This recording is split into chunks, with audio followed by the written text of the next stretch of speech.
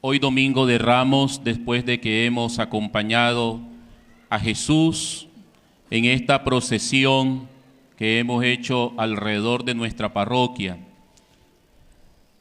y entrando en el templo para celebrar la liturgia de este Domingo de Ramos, hemos escuchado la liturgia de la palabra de Dios que la Iglesia nos propone reflexionar. La primera lectura y la segunda lectura podemos afirmar que nos hablan de un Dios que es un siervo en la primera lectura, de un Dios que se hace hombre pero que es presentado como un esclavo en la segunda lectura de San Pablo, y que ese Dios todopoderoso, del cual depende la existencia de todo cuanto se mueve y existe, que ha creado todo, ese Dios dice que estaba en lo alto, se ha rebajado, ha descendido a la tierra como un gesto grande de humildad, de pequeñez. ¿Para qué? Para que nosotros, a través de su abajamiento, de su kenosis, nosotros aprendamos de Él a agradar a la voluntad de un Dios que ha manifestado en su siervo, en el esclavo Jesús, su voluntad de darnos la salvación a todos nosotros los hombres. Las dos lecturas nos enseñan y nos presentan a un Dios que, a pesar de su grandeza, se hace pequeño. Igual en todos nosotros, menos en el pecado. Pero con este hacerse pequeño, con este abajamiento, con este anonadamiento del Señor, nos viene a nosotros de parte de Dios la salvación, el perdón de nuestros pecados. Y por eso los dos textos, tanto la primera lectura como la segunda lectura, están invitándonos a fijar nuestra mirada en este Evangelio. Estamos en el ciclo A y hemos escuchado la versión del evangelista San Mateo, la pasión según este evangelista, que tenemos que decirlo, es una comunidad cristiana que ve la pasión desde la resurrección. Es una comunidad pascual la que está aquí reflejada en este Evangelio de San Mateo. Y trataré de hacer dos cosas importantes para que comprendamos, porque el Evangelio es extenso, como lo acabamos de escuchar, pero sí creo yo que nos ayudaría muchísimo poner en el centro del Evangelio a Cristo, al Señor. Y en torno al Señor, aquí tenemos unas figuritas, ¿verdad? Aquí está Cristo, en esta cruz tan bella, hermosa. Él está en el centro. Y en torno al Señor vamos a ir colocando, así como están estas cositas aquí, algunos momentos importantes a través de ciertos personajes que giran en torno al misterio de Cristo que padece y que muere en el Evangelio de hoy. Primero, clavemos nuestra mirada en Cristo. Preguntémonos, ¿qué pasó con el Señor?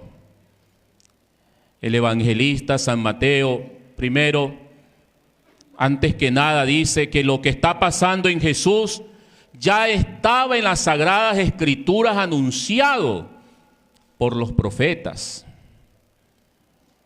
Se estaban cumpliendo las profecías y Jesús le estaba dando cumplimiento. Se estaban cumpliendo en Él. Realmente todo lo que se había dicho del Mesías, todo cabe exactamente en Jesús. Él es apresado, es llevado a un juicio, a una condena, con acusadores falsos que dieron falso testimonio de él. Y al final el veredicto: es reo de muerte, debe de morir, está condenado a la muerte. Y efectivamente cumplen la sentencia, atropellando todas la justicia que pudiese haberse vivido en torno a Jesús. Su juicio es de noche.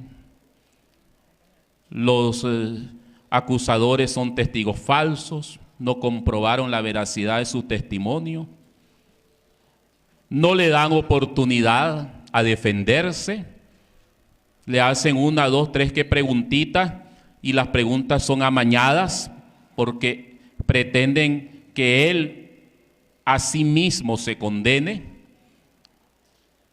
Y a pesar de toda esa injusticia, el Señor recibe esa condena. Y allá va el Señor a pagar su condena como condenado. Asume la voluntad del Padre, que sabía Él que para eso lo había enviado a este mundo. Jesús ya sabía, hermanos. Toda la vida de Jesús fue una preparación para este momento de su muerte, de su condenación y su condena de muerte y muerte de cruz. Y como le dijo al Padre en esa oración del huerto de los olivos en Getsemaní: Padre, no se haga lo que yo quiero, sino lo que tú quieres. Acepta desde su libertad la voluntad del Padre, y obediente como siervo se ajusta a la voluntad del Padre, acepta la voluntad del Padre. Aquí está el eco de lo que el Padre había dicho de Jesús: este es mi Hijo amado, en quien me complazco, este es mi Hijo amado, en quien tengo puestas mis complacencias. Ese es Jesús. Ahí lo vemos ahora radical en este momento crucial de su vida. Haré, Padre, lo que tú quieres y no lo que yo quiero. Y después le toca vivir todo ese tormento, todo ese vía crucis, que nosotros hermosamente todos los viernes hemos venido llevando como una vivencia de fe en ese acto piadoso de nuestro Vía Crucis, a través de esas 14 estaciones, desde que es condenado hasta que muere en la cruz. Esto que hace el Señor, hermanos, no solamente es el cumplimiento de las Escrituras, sino que es la entrega sublime de su amor por nosotros, la entrega grande de su vida. No se guarda nada para sí, todo Él se nos da en este misterio de pasión y de muerte. Y lo hace por amor a nosotros, por amor a ti, por amor a mí, a pesar de nuestros pecados, a pesar de que no nos merecemos tan grande Salvador, a pesar de que incluso conociendo su voluntad, seguimos cayendo. le seguimos ofendiendo, le seguimos fallando. Eso somos nosotros. Le prometemos, Señor, ahora sí me voy a componer, ¿verdad? Ahora sí, Señor, en esta sí. ¿Y cuántas veces esas promesas le hacemos al Señor una y otra vez, una y otra vez? Y ahí volvemos a fallarle. Pero a pesar de todo eso, a pesar que Él sabía de nuestras caídas, de nuestras infidelidades, Él asume con su amor nuestra salvación. Y eso es lo que hoy hay que resaltar en este Domingo de Ramos de Jesús, su amor por nosotros. No mide nuestros pecados, no ve nuestras desobediencias, nuestras faltas, sino que ve que haciendo la voluntad del Padre, Él obra con su muerte el prodigio y la bendición de nuestra redención, de nuestra salvación.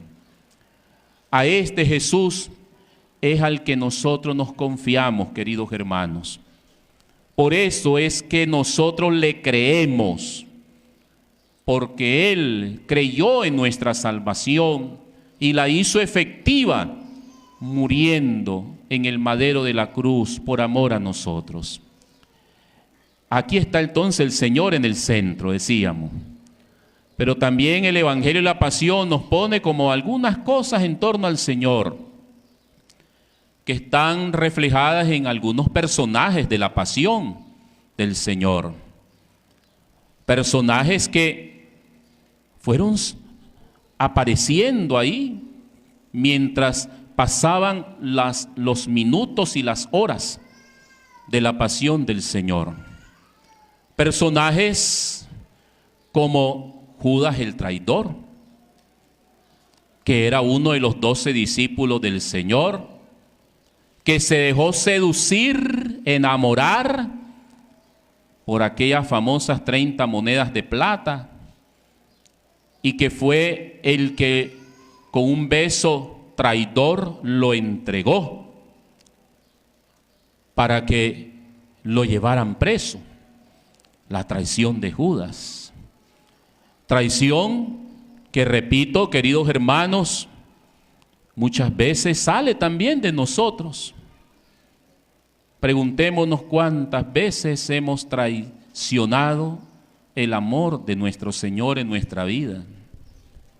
Cuántas veces le hemos vendido por cosas, incluso hasta por dinero como Judas. Cuántas veces le hemos dado la espalda al Señor. Y muchas veces con hipocresía hasta le hemos dado besos al Señor. Y le hemos dicho, Señor, este beso es de tu discípulo. Pero es un beso para traicionar. Y el Señor no nos condena, no condenó a Judas, se condenó solo. Al final se quitó la vida ahorcándose, porque Dios no te condena, hermanos, a pesar de tus traiciones. Dios siempre nos ama y Dios nos perdona cuando nos arrepentimos de nuestros pecados. Un personaje como Pedro, ese hombre recio, fuerte, a quien el Señor iba poniendo siempre como la cabeza de sus discípulos. Le había dicho, tú eres Pedro y sobre esta piedra edificaré mi iglesia. Le dio las llaves del reino de los cielos. Y ese Pedro, cabeza, piedra de la iglesia del Señor, que había dicho inclusive, Señor, yo no voy a permitir que te pongan un dedo encima. Yo daré la vida por ti. Yo me la voy a jugar por ti. Y allá, ¿verdad? En la noche en que apresaban al Señor, tuvo el valor de sacar su espada y de un solo tajo arrancarle la oreja a uno de los soldados, a Malco. Y el Señor lo va a llamar a la humildad. Mete tu espada, porque el que mata a espada, a espada morirá. Deja que se cumpla la voluntad de Dios. Pero eso no fue todo lo de Pedro, sino que el Señor ya se lo había cantado, antes que cantar el gallo ya Jesús se lo había cantado, ¿verdad? Me vas a negar, Pedro, antes que cante el gallo, vas a decir que nunca me conociste, que no tuviste que ver nada conmigo. Y Pedro, valiente, todavía le dice: Señor, ¿cómo se te va a ocurrir? Si yo te quiero, si yo te amo, si yo estaré contigo hasta la muerte. Y ahí Pedro cae. Le preguntan, ¿verdad? Cuando está calentándose en aquel fuego, en aquella noche fría y oscura: ¿eres uno de ellos? No lo conozco, no sé quién es ese hombre. Si hablas como él, no sé quién es, no lo conozco. Y el llanto de Pedro representa su caída, su dolor. Nunca pensó caer en esa negación. Pensemos cuántas veces nos negamos ser de Cristo. Cuántas veces nos dicen: y tú eres cristiano, tú crees en el Señor, y tú vas a la iglesia, y tú estás en una comunidad, y tú eres el que lee la palabra de Dios, el que canta, el que iba con una palma, ¿verdad?, el domingo de Ramos en la procesión. Y cuántas veces nosotros decimos: no, por vergüenza, por miedo, por el que dirán, y por cuántas cosas más nos avergonzamos, nos da pena, nos da miedo. Todo eso está detrás de las negaciones de Pedro. Ese otro personaje también es importante en torno a la pasión en este domingo. Y así podemos nosotros ver esos momentos, esos personajes en los cuales nosotros, hermanos, muchas veces estamos bien reflejados. Hoy, pues, en este domingo, pidamos al Señor que tengamos la fuerza y la fe de seguirlo a Él. Estamos empezando nuestra Semana Santa y hemos empezado bien, acompañándolo al Señor. No abandonemos al Señor. Que no salga de nosotros ese grito que el Señor en un momento determinado le lanzó a su Padre: Dios mío, ¿por qué me has abandonado? Es el momento de la soledad del Hijo de Dios, el momento en que aparentemente el Padre lo deja ahí morir, como decimos nosotros, lo dejó morir, pero no es un abandono por falta de amor del Padre, sino que es un abandono para dar paso a la vida que está detrás de la cruz. Porque, hermanos, sin cruz no habrá resurrección, no habrá vida eterna. La cruz por eso es gloriosa. La cruz de Cristo es una cruz gloriosa. No es una cruz que se quede en la muerte, sino que resurge de la muerte y da vida, le dará vida a Jesús. Y a pesar de que Él dice: estoy abandonado, Él sabe que más adelante Él tendrá la respuesta de su Padre Celestial. Más adelante el supuesto abandono se va a convertir en presencia de Dios para siempre, en la vida de Él, su Hijo. Y así también debe de ser en la vida de nosotros como iglesia del Señor. También hoy el Señor puede decir: ¿por qué me has abandonado? Y cuidado, nos dice el Señor a nosotros en la Semana Santa, ¿verdad? ¿Y por qué me han abandonado? ¿Por qué no estás conmigo en la iglesia? ¿Por qué solo viniste el domingo de Ramos y después te Te busqué el lunes, martes, miércoles, jueves, sábado, el sábado de gloria, el domingo, y me has abandonado. No abandonemos al Señor, porque Él ha venido para quedarse con nosotros. No abandones a tu Señor. Ese es el llamado grande de esta Semana Santa, estar con el Señor. Y con el Señor estar también con los muchos abandonados que podemos encontrarnos en el camino de nuestra vida. Hoy el Papa Francisco en la homilía de Domingo de Ramos hablaba precisamente, y ahí ponía el énfasis él en su homilía, en los abandonados del mundo, en tantas personas que son abandonadas, dice, y ahí sigue Cristo diciendo, ¿por qué me has abandonado? Hijos abandonados, ancianos abandonados, enfermos abandonados, personas que viven solas y que están abandonadas, incluso en nuestra familia, personas que pueden estar con nosotros y se sienten como abandonados, porque nadie les oye, porque nadie les escucha. El hijo, ¿verdad?, que quiere hablar con el papá y el papá le dice, ahí después te voy a oír, ahorita estoy cansado. Y se siente abandonado, abandonada, porque no le prestan atención, porque no le dan oído a su palabra. Esposos que se abandonan, ¿verdad? Y si por eso se alejan unos de otros, y entonces el esposo tiene que recurre al oído del amigo entre comillas, o la esposa de la amiga entre comillas, y vienen los malos consejos. No, hombre, ¿para qué te vas a estar quitando la vida con esa fulana? Yo te voy a presentar una que sí te va a atender mejor, ¿verdad? Esa sí te va a escuchar, esa sí te va a atender. O la mujer, ¿verdad? No, le dice la amiga, ¿y para qué vas a estar rogándole a ese fulano? Vení, yo te voy a presentar un chavalón, le dice, para que, ¿verdad?, te alegre la vida. Abandonados. ¿Cuántos abandonados? ¿Cuántas personas en sus realidades, en sus vidas, viven así?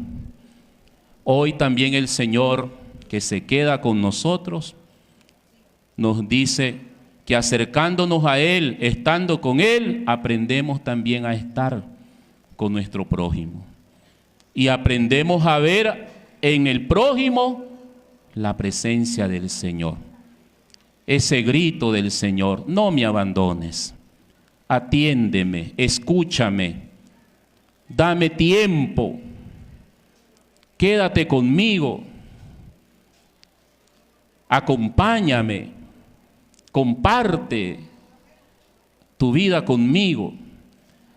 Ese es también el llamado que nos hace el Señor a todos en esta Semana Mayor. Que el Señor, pues hermanos, que nos enseña este camino de vida eterna, con su pasión, con su muerte y futura resurrección, sea el centro de nuestra fe, la razón de nuestro vivir. Y siguiéndolo a Él día a día en esta Semana Mayor, ojalá que demos ese paso, morir en el Señor, para luego vivir y resucitar con Él. A Él todo honor y toda gloria por los siglos de los siglos. En el nombre del Padre, y del Hijo, y del Espíritu Santo. Amén.